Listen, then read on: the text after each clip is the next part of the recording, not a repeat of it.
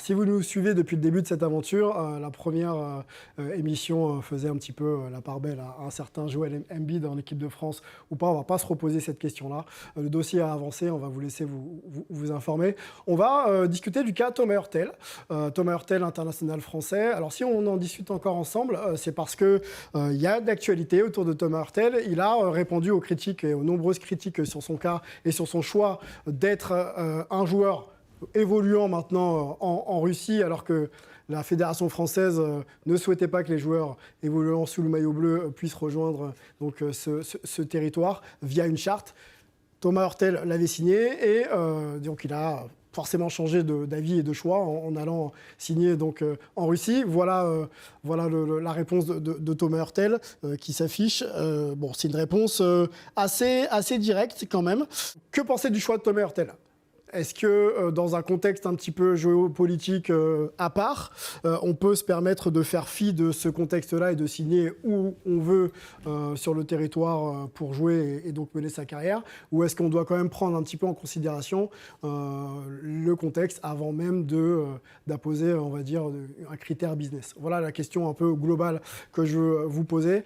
Allons déjà sur le principe de la charte avec Fred Weiss, qui a été international français, vice-champion olympique en 2000 avec l'équipe de France notamment.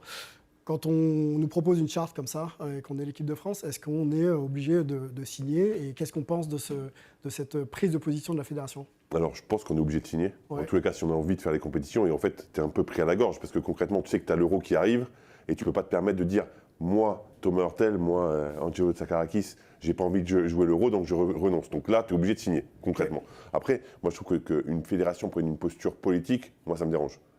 Parce que l'État français n'a interdit à aucun travailleur d'aller là-bas. Donc pourquoi la fédération interdit à des travailleurs d'aller travailler en Russie? Ensuite, il y a aussi la problématique des conflits dans le monde. C'est-à-dire que ce conflit a plus de valeur que d'autres conflits. C'est-à-dire que par exemple, quand les Chinois ont un problème avec les Ouïghours, ben on peut aller sans problème jouer en Chine. Hein. Ils les torturent, mais c'est pas grave. Mais par contre, quand les Russes envahissent l'Ukraine, ça c'est très grave. Et la fédération se positionne. Moi je pense qu'il y a des conflits partout dans le monde. Mm-hmm. Et soit on est suffisamment rigoureux pour dire on va jouer nulle part et on respecte, et je pense que ce serait une posture tout à fait respectable au moins, soit on dit de toute façon il y a des conflits partout et on ne peut pas prendre position pour qui que ce soit. Florent. C'est difficile d'avoir un point de vue nuancé, je pense, sur ce débat. Je suis assez d'accord avec Fred. Après, il y a peut-être aussi le fait que ce soit un international français, parce qu'il y en a d'autres, des joueurs français qui jouent en Russie, même dans d'autres sports, notamment dans le hockey sur glace, je crois. Lui, Laberry, je lui passe le bonjour, voilà. Il m'a envoyé un message. C'est avec Louis Laberry, international français. Il y a même un Ukrainien qui joue dans le club de Thomas Hurtel. Donc, Zénith Saint-Pétersbourg, on ne l'a pas cité. Ça doit pas trop mal se passer, j'imagine, quand même. J'ai l'impression. Après, ce qui est difficile, voilà, c'est qu'on est international français, on communique aussi en tant que tel, et peut-être que là-dessus, il a commis quelques erreurs. Justement, on se refait peut-être un petit peu une chronologie. Stage de l'équipe de France, on sait qu'on est aussi dans une période de transfert, de choix de son avenir. Et donc en équipe de France, dans le rassemblement de l'équipe de France, la charte est proposée.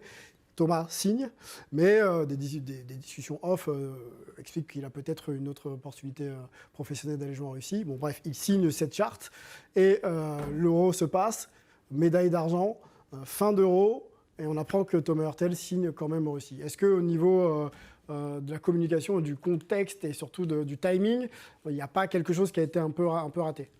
Je pense, et puis il y a quelque chose aussi que moi personnellement je ne comprends pas, c'est le sportif. On sait que les clubs russes font plus de Coupe d'Europe. Est-ce on me dit que c'était la dernière chance pour Thomas Hurtel de signer un gros contrat? Est-ce que c'est vraiment la réalité? Est-ce qu'il aurait pu avoir quelque chose? Je pensais à la réalité parce que ça a été compliqué pour lui dans les deux grands clubs espagnols. Il y a eu problème au Barça, problème au Real. Donc après, des mecs qui peuvent payer ce que vaut Thomas Hurtel en Europe. Et surtout qu'ils prennent Russie, le choix d'investir sur lui à ce stade. Sa réputation le précède et son niveau de capacité exige des émoluments assez conséquents. En fait, quasiment. Et ce qui devient difficile à accepter, je pense, après pour les fans, c'est peut-être de se dire que Thomas Hurtel ne fait pas un choix sportif, il fait un choix de gros contrats dans un pays qui a une politique qui est très controversée en ce moment, et c'est je pense comme ça que vont le prendre la majorité des gens en fait, qui regardent le basket et qui ne vont pas se dire en fait chacun fait un peu ce qu'il veut et qu'il a tué personne et qu'il ne cautionne peut-être pas, et j'espère, la politique extérieure russe en ce moment. Ça n'a rien à voir. On fait des actes de sportifs, c'est-à-dire qu'on joue. C'est-à-dire que quand on est basketteur, on fait du basket, et c'est pas parce que tu vas jouer dans ces pays que tu cautionnes. Et évidemment, sans le connaître, ils ne cautionnent pas la politique de la Russie sur ça. Les amis, ma femme est russe. Ma femme est russe. Toujours à ramener à lui. Non, on l'attendait. Il faut dire les choses. Et mon ex est ukrainienne. Il y a une raison pour laquelle je le mentionne. Tu dis quelque chose. Tu dis en tant que sportif, ça ne veut pas dire qu'on cautionne les actes politiques d'un pays. Alors, je t'arrête tout de suite. La population elle-même au sein de la Russie n'est pas en train de cautionner ce qui se passe. Laisse-moi t'arrêter, et c'est une question d'ailleurs collégiale pour vous deux. Vous êtes deux anciens sportifs de haut niveau. Quand on est en mesure de faire un choix, quel est le critère que l'on met en numéro 1, numéro 2, numéro 3 Si je vous dis sport, business et géopolitique, on va dire. Sylvain, Explique. Je vais expliquer avec autant de pragmatisme et de simplicité que je suis apte à le faire à ce moment précis. Okay. Quand on est sportif de haut niveau, on a plusieurs étapes dans nos carrières. Oui. La jeunesse, la montée en puissance, la maturité, l'expertise. Quand tu es jeune, tu choisis quoi ? Et la décadence. Donc quand tu es jeune, tu vas favoriser l'exposition, le choix de carrière qui va te permettre de gravir les échelons. Okay. Derrière, tu vas choisir le projet sportif qui te permette de briller, d'avoir le plus de responsabilités. Derrière, tu veux avoir la valorisation de ton niveau qui soit matchée avec le salaire. Okay. Derrière, tu vas choisir, tel un Nico Batum, les projets sportifs qui te permettent d'accomplir ce que tu n'as pas réussi à accomplir, mais d'avoir un rôle conséquent qui te permette de prendre du plaisir au quotidien. Un peu moins d'argent aussi. Voilà, mais tu veux prendre du plaisir au quotidien parce que tu ne veux pas avoir à aller à reculons au travail tous les jours. Ouais. Et c'est comme ça, c'est cyclique. Thomas Hurtel, il est arrivé à un stade de sa carrière où il est désormais en position de prendre un dernier gros contrat que nulle équipe en Europe est apte à lui donner à l'heure actuelle. Et que toute personne se permette de venir cracher sur 1,5 million d'euros et peut-être même plus, et de venir pointer du doigt un homme qui a une famille à prendre soin, des enfants et un futur à assurer pour son héritage. Il faut se rappeler de quelque chose quand même. Il faut se rappeler que quand la carrière s'arrête, ton téléphone, il ne sonne plus. Hein. Bien sûr. Donc tu manges quoi? Tu vis comment? Alors, je ne suis pas en train de dire qu'il va être à la rue parce qu'il n'a pas ce contrat. C'est pas ce que je suis en train de dire. Je suis en train de dire juste qu'il est en train de vraiment de se mettre à l'abri et de penser à son avenir. Est-ce que c'est grave de penser à sa famille à un moment dans sa carrière? Il a donné pour l'équipe de France, il était là cet été. On est d'accord? Non, mais moi je vous suis totalement. Après, c'est un contexte global et quand tu mets le géopolitique dedans, c'est vrai que... c'est pas moi, attention. Mais on n'est pas des géopoliticiens, on est des basketteurs. On se pose la question de savoir comment le sportif fait son choix. Simplifions les choses. De la même manière qu'il y a la grande majorité de la population en Russie qui appelle à l'arrêt de la guerre, mais qui sont dans un contexte où c'est très censuré et qu'il faut faire attention à ce qu'on dit parce que des têtes peuvent sauter, soyons très clairs, comprenons qu'on n'est pas en France, on parle de la Russie, donc calmez-vous un peu et décollez le slip. Et ce qu'il faut se passer surtout, c'est qu'on est des sportifs. Non, mais je ne suis pas énervé. Je suis sensible. Quand tu te calmes, tu décolles le slip.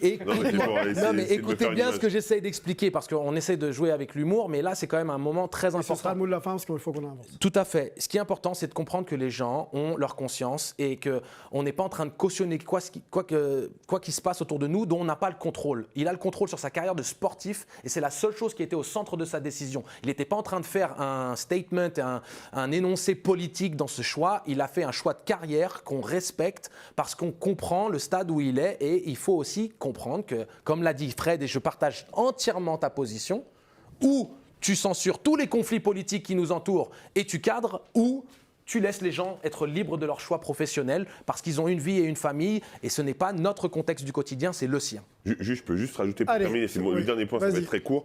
Je pense qu'il a été très mauvais dans sa communication. Par contre, oui. Sa communication, le discours qu'il tient à la fin, il est très mauvais. Oui. Je cautionne tout à fait le fait qu'il signe ailleurs. Achetez-vous une vie, là, quand il finit comme ça. Ça sert à rien d'être agressif. Ça sert à rien de... En termes d'image, c'est pas bon. Non, mais là-dessus, on est entièrement d'accord. Ouais, non, mais voilà, c'est ça. L'avis de Florent et bien sûr. Il y a juste un truc de timing aussi qui va pas quand on pense à la situation de Brittney Griner.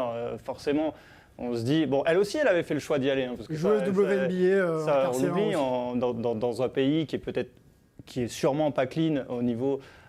du racisme, de l'homophobie, tout ça, et on sait que c'est des combats qu'elle mène en dehors. Voilà, aujourd'hui, elle se retrouve enfermée depuis plus de 200 jours en Russie. À chaque fois qu'un basketteur va signer en Russie, on va lui ramener ça à la figure, malheureusement. C'est pour ça que je parle de timing. Midnight Express. Évidemment. Est-ce que de ce fait, personne n'a joué en Turquie? Non, Non, mais ce que je veux dire, c'est que c'est la même chose. C'est pas parce que c'est une basketteuse, c'est juste un métier, en fait. C'était pour parler du timing. J'entends, mais ce que je veux dire, c'est que c'est pas de sa faute. Et c'est pas s'il n'y va pas, elle sera pas libérée plus vite.